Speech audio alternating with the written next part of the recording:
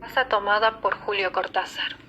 Nos gustaba la casa porque, aparte de espaciosa y antigua, hoy que las casas antiguas sucumben a la más ventajosa liquidación de sus materiales, guardaba los recuerdos de nuestros bisabuelos, el abuelo paterno, nuestros padres y toda la infancia. Nos habituamos Irene y yo a persistir solos en ella, lo que era una locura, pues en esa casa podían vivir 8 personas sin estorbarse. Hacíamos la limpieza por la mañana, levantándonos a las 7, y a eso de las 11 yo le dejaba a Irene las últimas habitaciones por repasar y me iba a la cocina. Almorzábamos a mediodía, siempre puntuales. Ya no quedaba nada por hacer fuera de unos pocos platos sucios. Nos resultaba grato almorzar pensando en la casa profunda y silenciosa y cómo nos bastábamos para mantenerla limpia. A veces llegamos a creer que era ella la que no nos dejó casarnos. Irene rechazó 2 pretendientes sin mayor motivo, y a mí se me murió María Esther antes de que llegáramos a comprometernos. Entramos en los 40 años con la inexpresada idea de que el nuestro simple y silencioso matrimonio de hermanos era necesaria clausura de la genealogía asentada por los bisabuelos en nuestra casa. Nos moriríamos allí algún día, vagos y esquivos primos se quedarían con la casa y la echarían al suelo para enriquecerse con el terreno y los ladrillos. O mejor, nosotros mismos la voltearíamos justicieramente antes de que fuese demasiado tarde. Irene era una chica nacida para no molestar a nadie. Aparte de su actividad matinal, se pasaba el resto del día tejiendo en el sofá de su dormitorio. No sé por qué tejía tanto. Yo creo que las mujeres tejen cuando han encontrado en esa labor el gran pretexto para no hacer nada. Irene no era así. Tejía cosas siempre necesarias. Tricotas para el invierno, medias para mí, mañanitas y chalecos para ella. A veces tejía un chaleco y después lo destejía en un momento porque algo no le agradaba.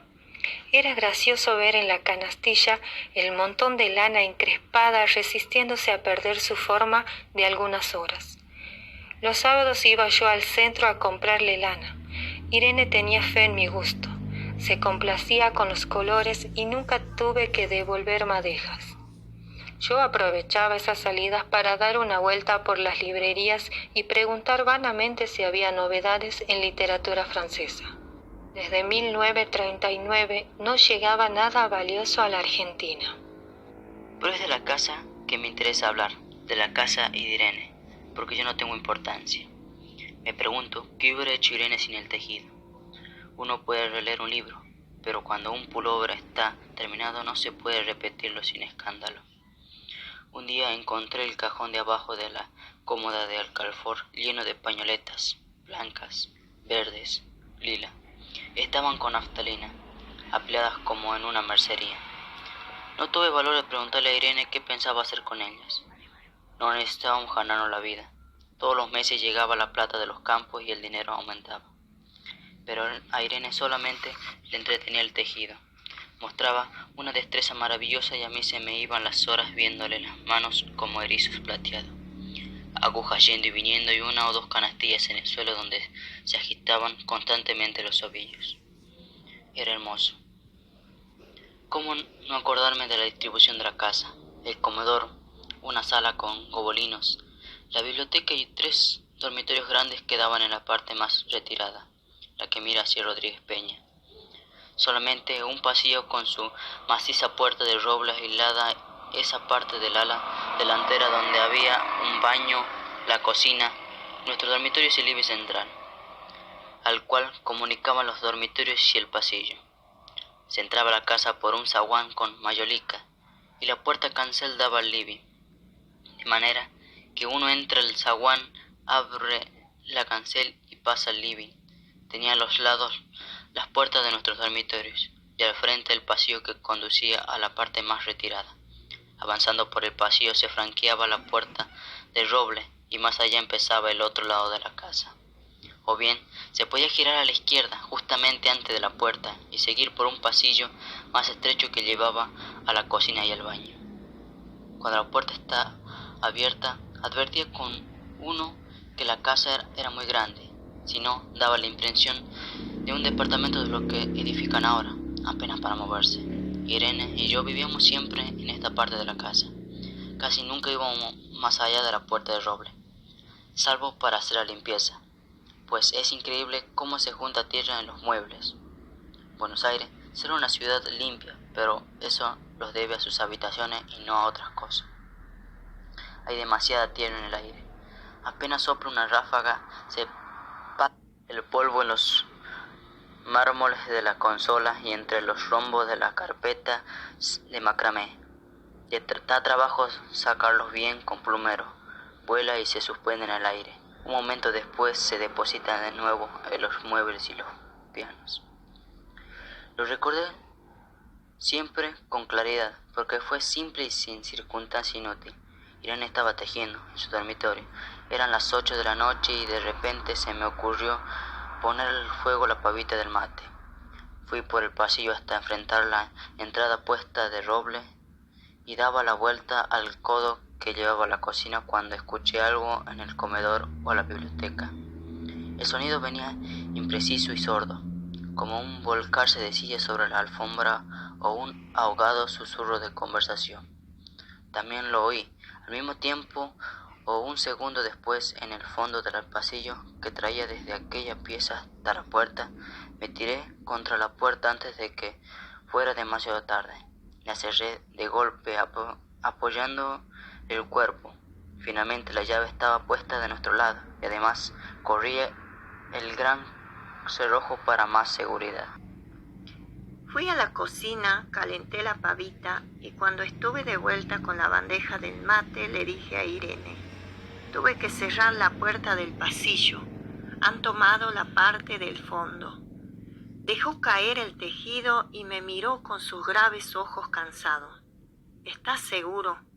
Asentí. Entonces dijo, recogiendo las agujas: tendremos que vivir en este lado. Yo cebaba el mate con mucho cuidado, pero ella tardó un rato en reanudar su labor. Me acuerdo que tejía un chaleco gris. A mí me gustaba ese chaleco.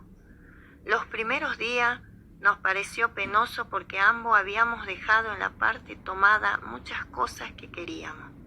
Mis libros de literatura francesa, por ejemplo, estaban todos en la biblioteca. Irene extrañaba unas carpetas, un par de pantuflas que tanto la abrigaban en invierno. Yo sentía mi pipa de enebro y creo que Irene pensó en una botella de esperidina de muchos años. Con frecuencia, pero esto solamente sucedió los primeros días. Cerrábamos algún cajón de la cómoda y nos mirábamos con tristeza. No está aquí. Y era una cosa más de todo lo que habíamos perdido al otro lado de la casa. Pero también tuvimos ventaja. La limpieza se simplificó tanto que aún levantándose tardísimo, a las 9:30, por ejemplo, no daban las 11 y ya estábamos de brazos cruzados. Irene se acostumbró a ir conmigo a la cocina y ayudarme a preparar el almuerzo. Lo pensamos bien y se decidió esto. Mientras yo preparaba el almuerzo, Irene cocinaría platos para comer frío de noche.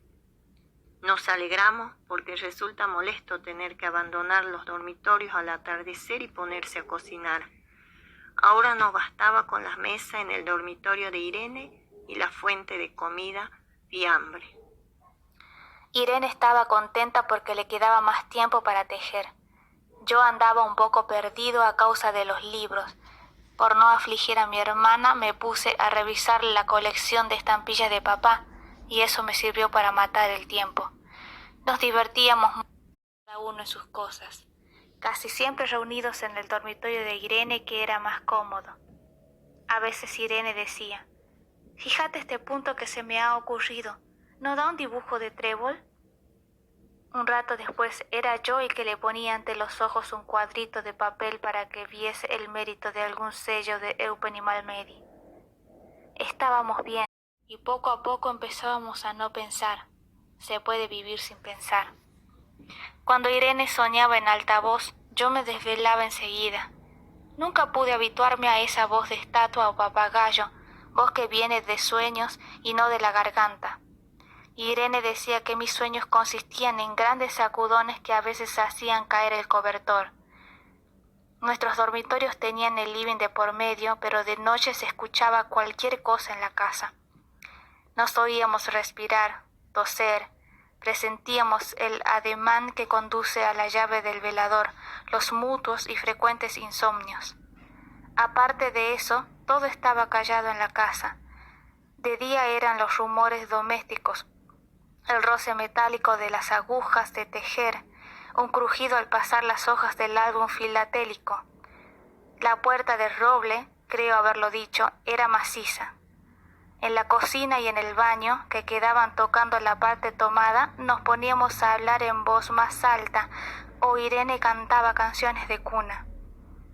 En una cocina hay demasiado ruido de loza y vidrio para que otros sonidos irrumpan en ella. Muy pocas veces permitíamos allí el silencio, pero pisábamos más despacio para no molestarnos. Yo creo que era por eso que de noche, cuando Irene empezaba a soñar en voz alta, me desvelaba enseguida.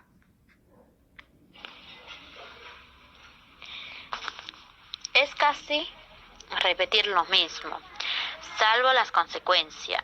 De noche siento sed, y antes de acostarnos le dije a Irene que iba hasta la cocina a servirme un vaso de agua.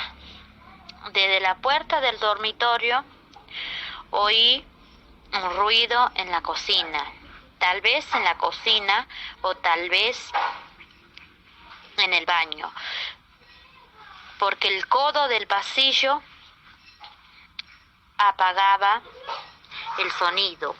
A Irene le llamó la atención mi brusca manera de detenerme y vino a mi lado sin decir palabras. Nos quedamos escuchando los ruidos, notando claramente que eran de este lado de la puerta de roble, en la cocina y en el baño, o en el pasillo mismo donde empezaba el codo casi al lado nuestro. No nos miramos siquiera. Apreté el brazo de Irene y la hice correr conmigo hasta la puerta cancel. Sin volvernos hacia atrás, los ruidos se oían más fuerte, pero siempre sordo, a espalda nuestra. Cerré de un golpe la cancel y nos quedamos en el sagún. Ahora no se oía nada. Han tomado hasta la parte, dijo Irene. El tejido le colgaba en las manos y las hebras iban hasta la cancel y se perdían debajo. Cuando vio que los ovillos habían quedado del otro lado, soltó el tejido sin mirarlo. ¿Tuviste tiempo de traer alguna cosa?, le pregunté inútilmente. No, nada. Estábamos con lo puesto.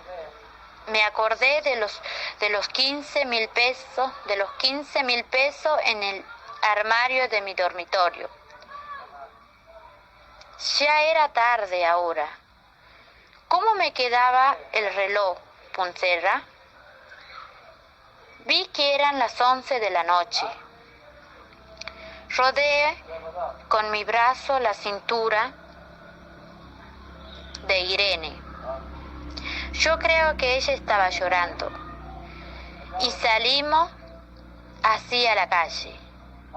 Antes de alejarnos, tuve lástima. Cerré bien la puerta de entrada y tiré la llave a la encantadilla. No fuese que a algún pobre diablo se le ocurriera robar y se metiera en la casa a esa hora y con la casa tomada.